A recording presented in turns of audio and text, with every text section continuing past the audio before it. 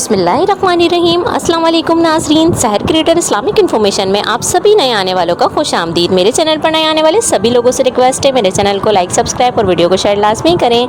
Bell icon को भी press कर लें ताकि मेरी हर आने वाली न्यू वीडियो का नोटिफिकेशन आपको बर वक्त मौसूल हो सके। तो आज की हमारी वीडियो का मौजू है आसमान पर सबसे पहले अजान किसने दी। तो नाज़रीन वीडियो का एंड तक लाजमी देखिएगा। आज की वीडियो बहुत मालूमाती और ज़बरदस्त होने वाली है।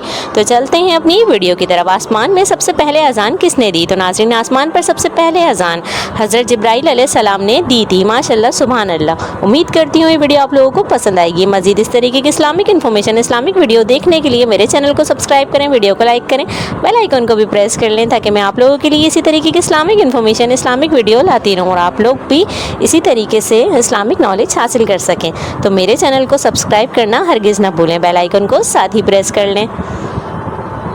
जज़ाकल्लाह।